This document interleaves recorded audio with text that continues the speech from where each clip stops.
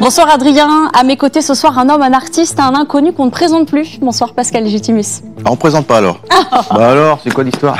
Oui, faites comme vous voulez. Oui, bonsoir Madame Ambre. Merci de nous accueillir sur la scène de l'espace Miramar à Cannes. Vous êtes ici à l'occasion du festival Meet the Artist, un festival d'art et d'animation. Vous aimez ça, vous, les films d'animation? On a plus l'habitude de vous voir à la télévision, au cinéma? Ah bah oui, j'aime bien les bons films d'animation et j'aime pas les mauvais. C'est comme il y a les bons chasseurs et les mauvais chasseurs. Donc il y a des bons et des mauvais partout. Quand c'est bon, c'est bon. Mais c'est vrai que moi, le dernier que j'ai adoré, c'est Vaiana. Vaiana qui raconte le Vaiana 2, la vie de la J'ai pas vu Vaiana 2, tahitienne, le premier. J'ai vu le premier et j'ai hâte de voir le second. Voilà, parce et vous avez prêté... C'était beau.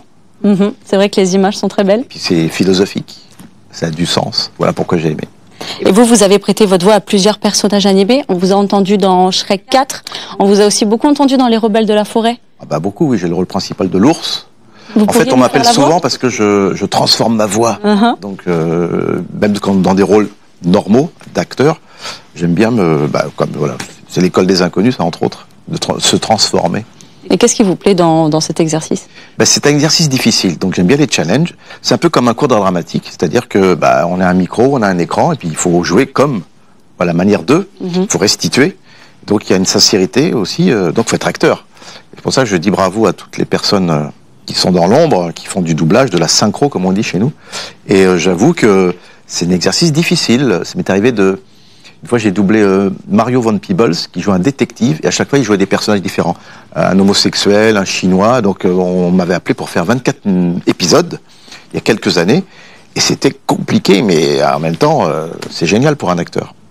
Meet the Artist en français, ça veut dire rencontre les artistes. Ouais. Avec la carrière que vous avez, le succès que vous avez rencontré, vous êtes toujours enthousiaste à l'idée de rencontrer votre public?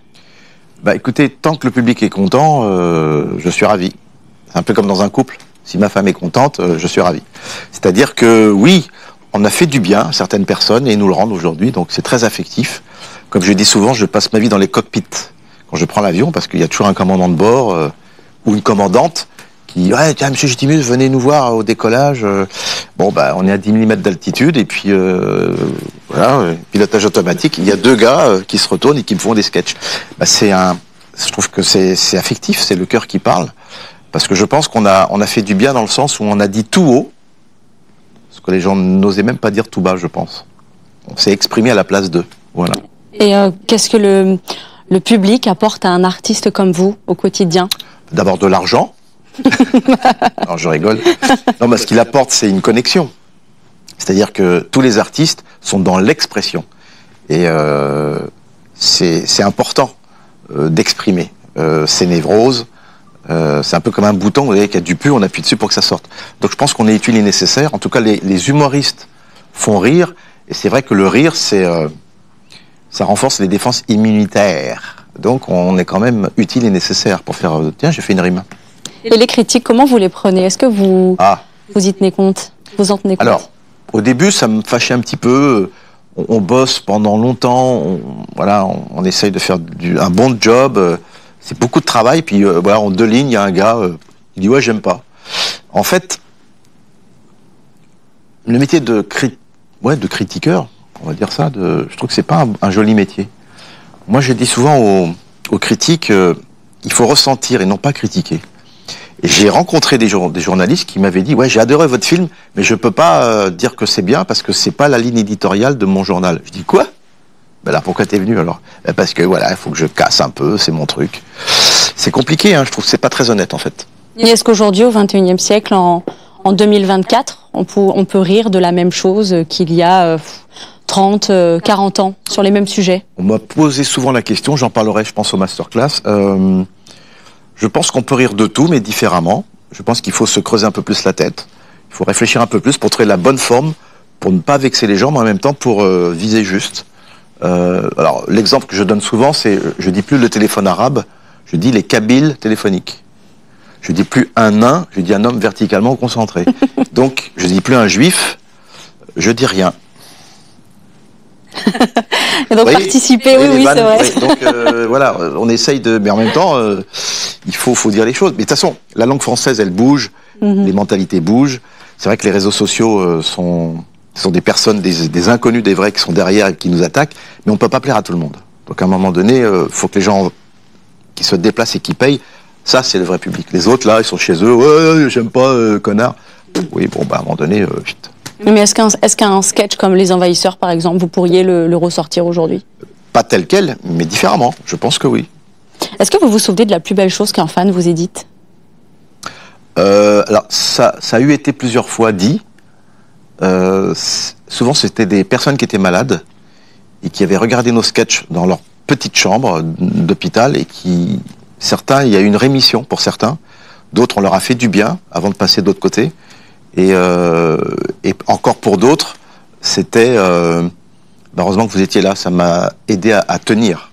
Je trouve ça beau. Alors vous êtes un artiste complet, Pascal Légitimus, humoriste, acteur, réalisateur, producteur. Ouais. Quand même, vous avez un bon CV. Je suis un artiste, quoi. En gros, je me prends pas au sérieux. En tout cas, j'aime faire les choses. J'aime les challenges. J'aime bien m'exprimer de différentes manières. En fonction de ce que j'ai à dire, je choisis la forme. Voilà. Soit c'est de la photo, cinéma, théâtre, la télévision, peu importe. L'essentiel, c'est qu'il faut que ça sorte. Voilà. Et vous avez dit ce mot challenge en ce moment. Vous êtes au théâtre de Paris dans le Duplex et vous jouez le rôle un petit peu du méchant, du manipulateur, calculateur. Vous ne l'aviez jamais fait? Pas un petit peu. Pas un petit peu. Oui, c'est une pièce qu'on joue depuis presque un an, depuis le mois de février. Ça a été enregistré par la télévision, France Télévisions. Voilà, c'est en boîte. Et puis on nous a demandé de refaire 40 représentations exceptionnelles. Et on l'a fait, sauf qu'on avait 10 000 réservations avant de commencer sans pub. Donc on a joué 40 fois, blindé. On nous a demandé de recommencer de mai-juin, blindé. Septembre, octobre, novembre, décembre, jusqu'au 5 janvier, on joue.